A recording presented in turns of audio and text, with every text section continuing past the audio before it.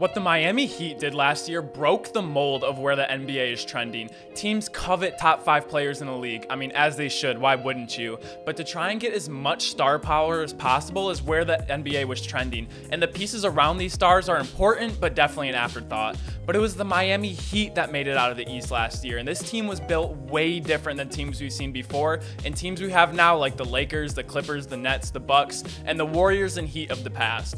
They had a top 20 player in the league who was an all-star with stretches of playing like a superstar in Jimmy Butler, an all-star paired with him in Bam Adebayo, and a hard-working, got it out the mud, deep bench who can shoot the lights out that rounded out the Miami roster. No 2 to 3 top 10 players and scraps to fill out the roster, and this was completely different, and this is something we weren't used to seeing with 4 straight Cavs-Warriors finals. But they did it. They got to the NBA Finals, and pretty easily too, not reaching a Game 7 before the finals, only losing 3 games in their first 3 series, so it's hard to say it was some sort of fluke. Now we look at the Utah Jazz this year. They have a top 20 player in the league who is an all-star with stretches of playing like a superstar in Donovan Mitchell, an all-star and defensive player of the year paired with him in Rudy Gobert, and a hard-working, got out the mud deep bench who can shoot the lights off to round out the roster. Seems pretty identical, doesn't it?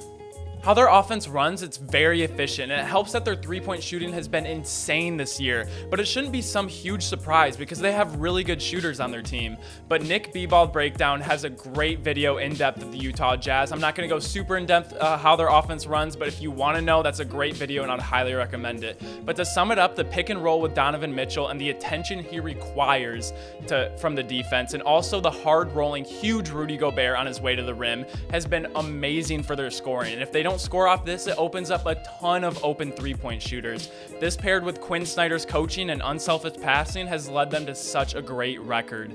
The Jazz actually have the best record in the entire NBA, and they still draw questions. Are they real contenders? And I have to ask them in return, are our memories really that short? We just saw a team with the same formula steamroll their way to the NBA Finals and then suffer multiple untimely injuries in Goran Dragic and Bam, and still took the Lakers to 6 games. And to be honest, I think the Jazz have an even better team than the Heat did last year. They have more experience, and they have Donovan Mitchell, who I'm taking over Jimmy Butler, just in a sense of he's a better overall player and he's more likely to go for 40 plus often, game in and game out, which we saw him do against the Nuggets.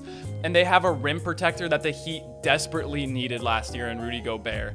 And Jordan Clarkson is someone we need to mention because he's been the offensive leader off the bench, and his microwave scoring can quickly put them back into games or just put games out of reach when there isn't any offense coming from anywhere else. This is not me predicting the Jazz to make it out of the West, by the way, but I'm here to answer a question that I thought was rhetorical. And yes, the Jazz are contenders. They have all the pieces, and I believe that the 2020 Miami Heat team gave them a lot more confidence in this. Just like when we were wondering about when the first big 3 was formed, not by drafting I should say, but by trades, 3 all-stars put together. There were questions, can 3 all-stars really get it done? Don't you need a deep bench? Well, once this team got a ring, we saw other teams strive to put this sort of team together, and we got teams like the Celtics, the Heat, the Warriors, and now the Nets, all with 3 all-stars.